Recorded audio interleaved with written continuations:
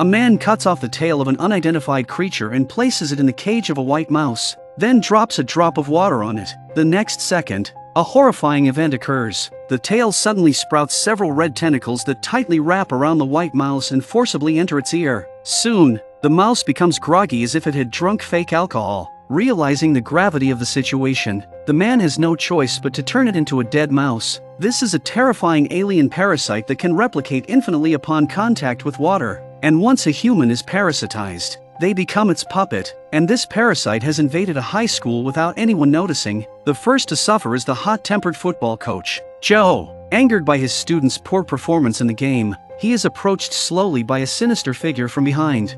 Yeah? What? After that, Joe completely changes, developing an unusual fondness for drinking water. That night, a horrifying event occurs at the school. After a meeting with the teachers, the principal, Valerie, is preparing to leave her office when she is suddenly blocked by Joe. Joe was making flirtatious remarks and said he just needed a pencil. Valerie, believing Joe was coveting her beauty, angrily hands him the pencil. Unexpectedly, Joe suddenly stabs Valerie's palm with the pencil, causing her to scream in pain. Valerie decisively strikes Joe's face with her keys and flees the office without looking back. At this moment, the drama teacher, Karen, also returns. With no time to explain, Valerie opened the door before Joe could catch up with her. Together, they locked the door behind them, but as soon as she took a breath, she turned around to find Karen staring at her with a fierce look in her eyes. And then Karen took the scissors in her hand and stabbed Valerie to death. Clearly, Karen is also parasitized. The next day, the students attend classes as usual, unaware of the terrifying events unfolding at the school. During lunch, Casey, wandering aimlessly on the football field, suddenly notices something on the ground, an unfamiliar insect corpse. Just then, Joe appears behind Casey and scolds him without a word. Confused, Casey quickly leaves the football field. Casey then hands the discovered corpse to the science teacher, Edward, hoping to identify the creature, but even the knowledgeable Edward is unsure of its nature. He thinks Casey might have discovered a new species and plans to send it for detailed study at the university. However, the corpse unexpectedly reacts when two students accidentally spill water on it. Seeing this, Edward quickly places it in a water tank. Upon immersion, the unidentified creature springs to life, sprouting red tentacles. Curious, Edward reaches out to touch it. To his surprise, the creature splits into two, revealing its ability to self-replicate. As Edward marvels, the creature in the tank suddenly bites his hand. Despite sweating from pain, Edward maintains his composure in front of his students,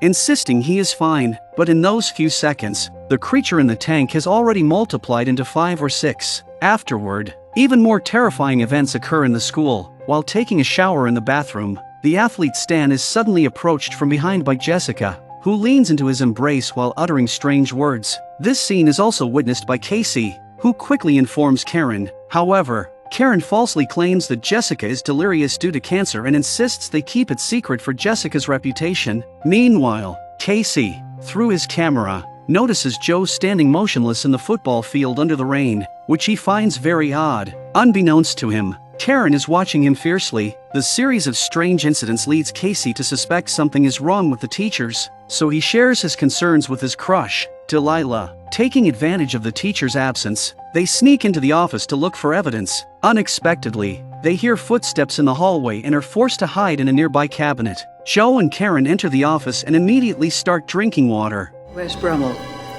She didn't make it. Her body was too old. Their bizarre conversation further confirming Casey's suspicions. Suddenly, the school nurse, Rosa, enters the office, interrupting them. After exchanging glances, Joe and Karen appear to be up to something. Karen quickly closes the office door. By the time Rosa realizes something is amiss and tries to leave, it's too late. Joe aggressively pins Rosa on the couch. His face contorts menacingly as he extends his tongue and stabs Rosa to death. Casey and Delilah, hiding in the cabinet, are terrified by this horrifying scene, and in their panic, they accidentally discover Jessica's corpse. Their commotion gives away their hiding spot. When Joe opens the cabinet, Casey uses a stick to push him away. They quickly leave the office, but as they run into the hallway, they bump into Valerie, who has seemingly come back to life. Unaware that Valerie is also compromised, they hurriedly share what they have witnessed. Only when they turn around to see Rosa walking out unharmed do they realize that all the teachers have turned into monsters. They rush to flee the school, and Casey even calls the police. However, when they open the cabinet,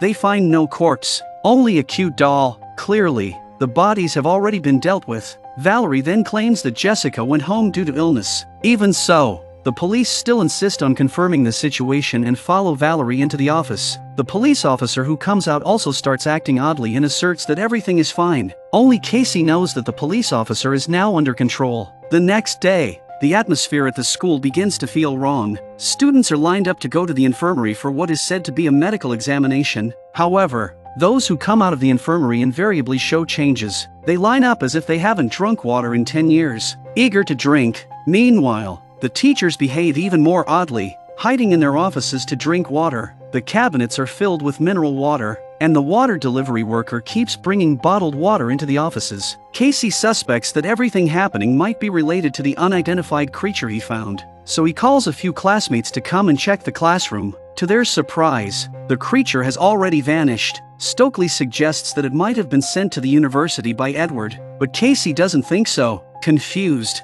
Stan asks what's going on, and Casey shares his thoughts. We think aliens are taking over our school.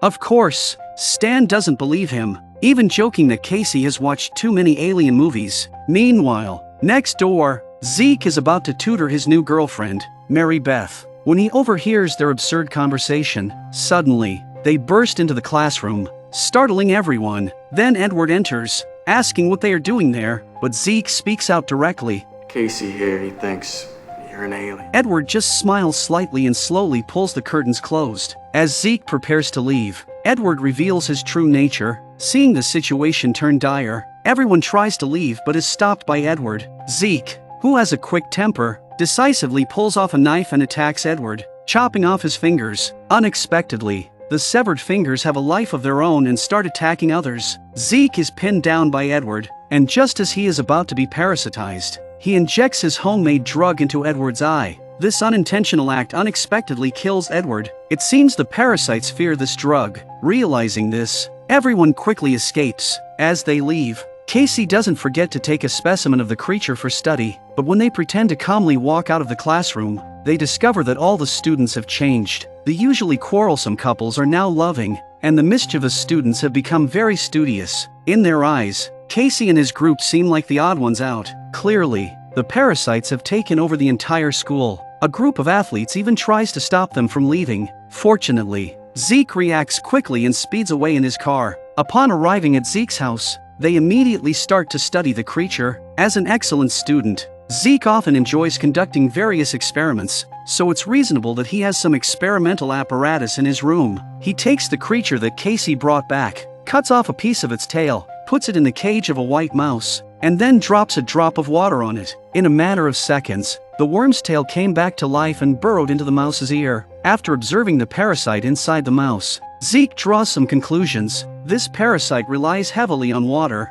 inhabiting its host and controlling it. Although it can replicate indefinitely, there is only one alien queen. The drug can dehydrate its body, essentially killing the creature its Achilles heel. As a sci-fi enthusiast, Stokely believes that if they kill the alien queen, the other copies will also be destroyed. Casey says they must act immediately, because in just a few days, the creature has taken control of the entire school, and if left unchecked, it could endanger the entire planet. But the problem is identifying who the alien queen is. They can't tell, and someone among them might already be parasitized. This revelation leads to mutual suspicion among the group. Only Zeke remains calm, taking out the drug and asking everyone to inhale a dose to prove they are not parasitized. Starting with Casey, everyone takes a turn inhaling the drug, but Mary Beth and Delilah are hesitant to do so, eventually doing it under duress. Unexpectedly, Delilah has been parasitized, and Stokely shoots her. Unexpectedly, Delilah seizes the opportunity to destroy the experimental equipment,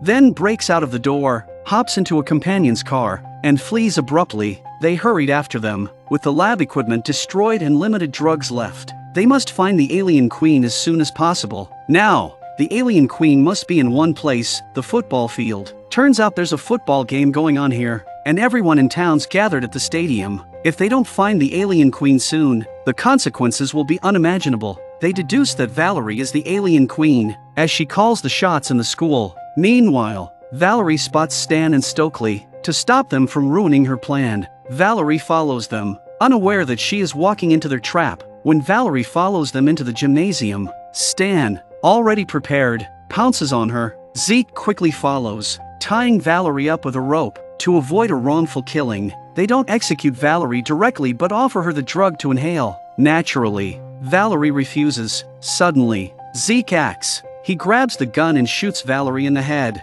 Seeing Valerie lying motionless on the ground, they thought they had made a mistake, but Valerie suddenly stands up, with numerous parasites emerging from her wound. Mary Beth decisively pours the drug on her, using up the entire bottle. Zeke is too late to stop her. Valerie dies amid screams. To confirm whether Valerie is the alien queen, Stan takes a risk and goes out with a drug to investigate. Outside, in the pouring rain, he sees Joe and the students enjoying the moisture of the rain. It seems Valerie is not the alien queen. Before long, Stan returns and shares what he just witnessed. However, those inside worry that Stan might also be parasitized, so they throw out the last drug for him to inhale. To their shock, Stan pours the drug away right in front of them, revealing that he has indeed been parasitized. Now, the last drug is ruined by Stan. They guess that Joe must be the alien queen. They can't just sit and wait. Zeke suddenly remembers that there are more drugs in his car. Although the outside is full of monsters, they must take the risk.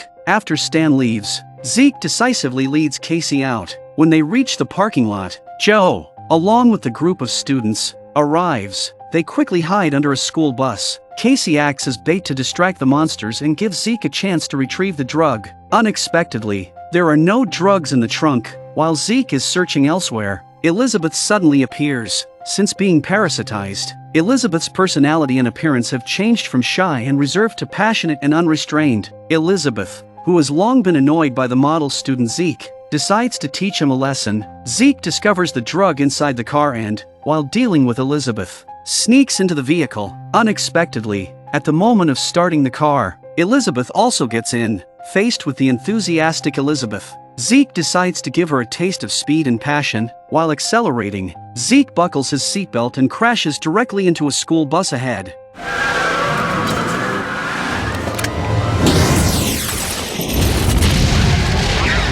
Thinking he has dealt with Elizabeth, Zeke climbs out of the car with the drug, only to witness a horrific scene. Elizabeth's severed head grows 8 legs and crawls back onto her body. Seeing this, Zeke quickly flees. However, they would never have thought that the alien queen they were desperately searching for had been right beside them all along, waiting for the opportunity to strike when someone is alone. Stokely would never have guessed that the seemingly quiet and cute Mary Beth was actually the alien queen. As Mary Beth reveals her true form, Casey also returns, being chased by the monster. Seeing the alien queen fully transformed into a monster, they quickly run away, with the monster hot on their heels. When they reach the swimming pool, the monster leaps into it. In the water, the monster moves too fast, and Stokely, running behind, is accidentally caught by its tentacles and dragged into the pool. Just as the monster opened its cherry-like mouth to swallow Stokely, Casey pulled her out of the water just in time. At this moment, the monster becomes unusually huge,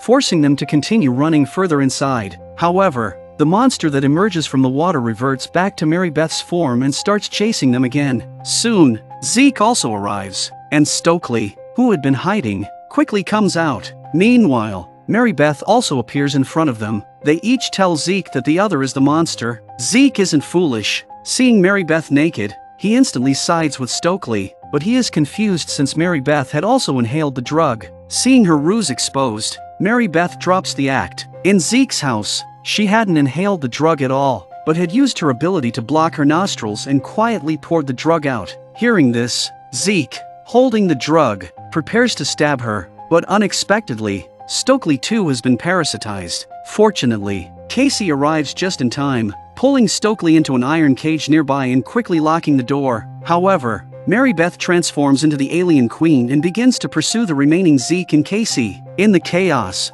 they get separated. After hearing a scream, Zeke is flung out by the alien queen. Casey rushes to check his injuries, but the alien queen quickly follows, forcing Casey to pick up the fallen drug and flee without looking back. Reaching the basketball court, Casey finally devises a plan. He activates the bleacher controls, deliberately alerting the monster to his location, then lures the monster underneath the bleachers. Using his small stature and agile movement, Casey quickly gets through. However, the alien queen, following closely behind and due to its enormous size, gets trapped inside the rapidly contracting bleachers before catching up to Casey. Casey decisively grips 3 drugs and fiercely stabs them into the alien queen's eyes. Unexpectedly, the alien queen sprays parasites onto Casey's face, which immediately burrow into his skin. Luckily, at the critical moment, the drug works and promptly kills the alien queen. After the crisis is resolved, other parasitized individuals also return to normal, and the parasites are expelled from their bodies. In the end of the movie, Casey becomes the hero who saved the school and even ends up with Delilah as he had hoped, and Zeke managed to win Elizabeth over.